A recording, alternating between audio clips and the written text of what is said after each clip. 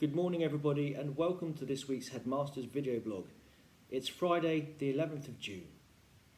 Well, first of all, a warm welcome back to everybody from their half-term holes, and I hope, like me, you got away at least somewhere within the UK and found some rays of sunshine to brighten up your days.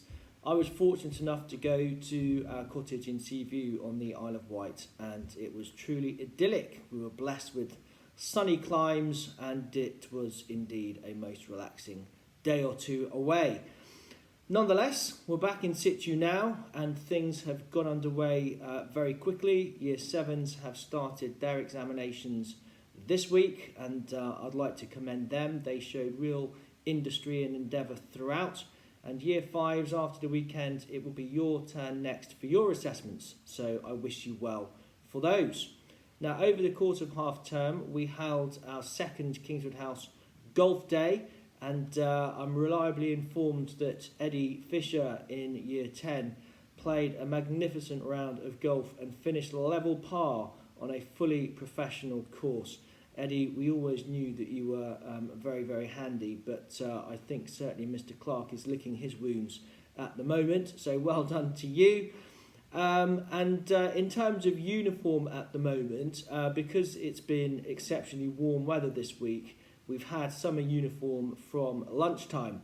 Now, it's obviously I reserve the right to invoke summer uniform during the course of any day in school during the summer term, but it is imperative that people don't make any assumptions.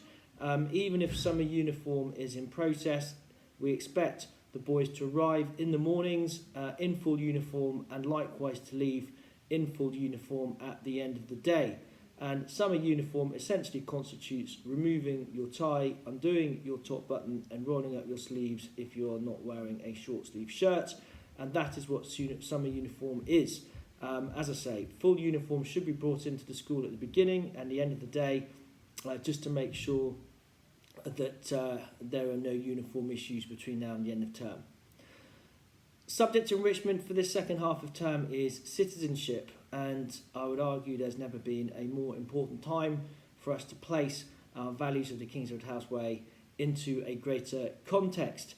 Miss Black has articulated some great ways that you can get involved in the newsletter, so please do have a look at some of the creative ways and the competitions that are going to be unfolding in the days and weeks ahead.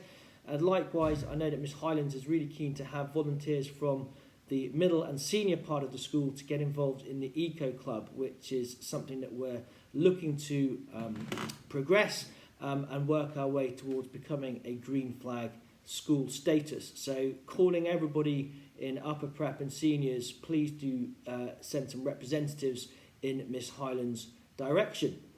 Now, like me, I'm sure lots of the boys are childishly excited about the start of the Euros, delayed of course from 2020. The first match kicks off later today. England have their first game on Sunday, and obviously I'm very keen for England to do well and be successful. And I actually think that if we put our best team out on the pitch, we have as good a chance as anyone of winning the trophy. I think we've got some incredible players and a real sort of team spirit. And if we can build upon the foundation of the World Cup, where we got to the semi-finals, perhaps we might get one or two stages further in these European Championships. I hope so. Having said that, I have had the staff sweepstake, so I'm not convinced that I'm going to become rich overnight given my draw, but let's hope at the very least that England do well.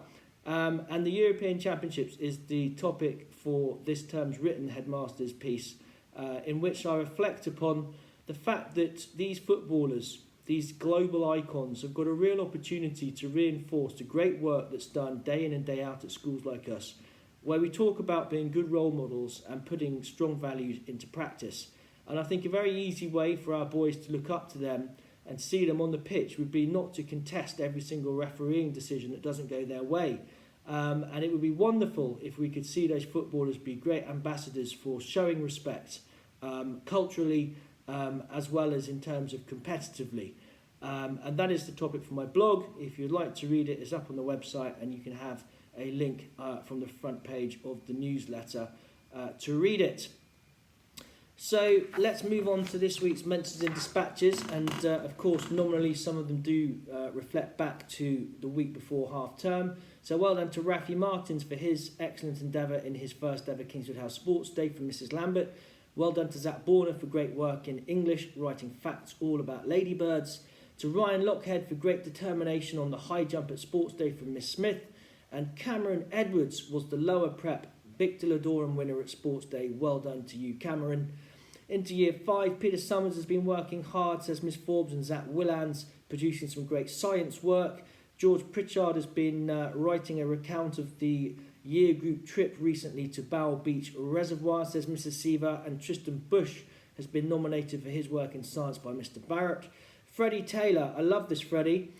This was on Sports Day, and Freddie is a good athlete and won some races and had some medals, but he spotted that someone else didn't win their race and was very upset about it. So Freddie actually gave him one of his own medals, a really selfless gesture and a lovely sporting thing to do. So well done, Freddie. You were spotted doing that by Madame Swift. Josh Draper, well done to you. Good understanding in science. And Digby Harris, commended by Mr Bailey for designing a clock and putting in lots of effort in his DT lessons. Well done to Kevin Tan, who has won a place at the prestigious Purcell School of Music in September. This is a remarkable achievement to get in to that highly acclaimed institution, and although we will be sorry to see you go, Kevin, we understand this is the opportunity of a lifetime, and I know that your dad has already volunteered you to come back and play in some of our concerts in the future, but well done, Kevin. What a remarkable musical achievement. We look forward to seeing you become something very special in the future. Well done to Theo Moffat for a great end to the last half of term. He's turning out into being a fine ambassador, says Mr Barrett. Shay Trichalia, bright and breezy in the mornings, usually the first boy on site to Breakfast Club. Mrs Harding and Mrs Witt say he always cheers them up. Jonathan Barnes, well done. Good sportsmanship and a sense of teamwork during Sports Day. He won a medal and had a fantastic time, says Miss Black. And Zach Moffat showed really good endeavour during the Sports Day, wanted to take part in as many events as he possibly could. Well done to you. And Mrs Hornstead would like to commend all of 7BL for an amazing revision lesson just before half term. And she says you guys were on fire. So well done for being inspired. Really good to know. Into 7P, all of the boys have done well, says Miss Patel during their assessment week. And Mr Clark would like to echo that for all of the Year 7s. He's very proud of the way that you have put your work first and been very diligent even in the warm weather. Well done to Alex Hill in 8L, a fantastic video project on human body defences, says Miss Patel. And Ivan Tutai has also done a really good project on that topic as well. Into Year 8, Yassine joined us after half term and he's done really well settling in so quickly in a new school, says Madame Taylor. And Zachary Fitzgibbon, well done and thank you for volunteering to fill in for several missing speakers in their upcoming class assembly practices. Patrick Gray, Lucas Cressy and Archie Spick have all been nominated for their science work. And well done Stuart Coleman, who was the upper prep Victor Ladorum winner at Sports Day. And Stuart, I'm really hoping that you're going to have a crack at one or two of those long-standing Kingswood House records, because I think seeing you move on that Sports Day, you've got a chance of getting your name in the record books here at KHS. Good luck. Into the seniors, Ted Hartley, well done for being positive, for being a good leader, says Mr Hendry. Tyrrell Byrne, really good focus in maths. Ted Reed, again, an improved volume and quality of your work in maths, says Mr Barrett. Well done to Magnus Probert, who's made a good start to life here at Kingswood House, also starting after half term. He's done really well and shows great potential, I read here. Mr Twinney would like to say well done to Ethan Shee for being very creative and producing his own wonderful drawings of his own characters. Well done to Joe Offen in Year 10, who was very helpful rounding up the belongings of another student who was unwell, says Mrs Hornstetter. And Eddie Fisher, nominated here by Mr Hendry for his level part at the golf day, which I've already talked about. Well done, Eddie. And Rory Gibbs, says Mrs Weston, has improved his punctuality in recent days. Still a work in progress, I understand, but better than it was. So keep it up, Rory. And finally, in Year 11, well done, Josh Johns, in absentia, because obviously you're now on study leave and at home. But well done to you for winning the senior Victor Ladorum at Sports Day once again. I think you've won it every single year that you've been at the school, Josh. So a warm congratulations from me to you. So that more or less wraps things up for this week. Obviously, we await the announcement from the government on Monday about the potential roadmap out of pandemic restrictions. In the light of the data and statistics coming out of Epsom and Ewell and the fact that we've had to revise our face covering guidance already since the resumption of school, I can't say that I'm unduly confident that June the 21st is going to be some kind of big day. It is more likely that things will be delayed and that things will be pushed back, and that is probably the common sense thing to do to try and make sure that we can get through and keep everybody in school over Christmas and New Year looking ahead. Much better to take a little bit of pain now than greater pain later, I think. But I don't really want to second guess Boris and the government. I've run out of trying to do that. So we will wait and see what is said on Monday the 14th. In practical terms, it may affect some of the events that we had scheduled, such as grandparent morning, such as jollies and prize giving, all of which we wanted to have in person. But we'll have to wait and see. At the moment, those are still our plans. If things change substantively enough on Monday or the following week, then that is out of our hands, and I will write to you and I will inform you as and when those decisions are made.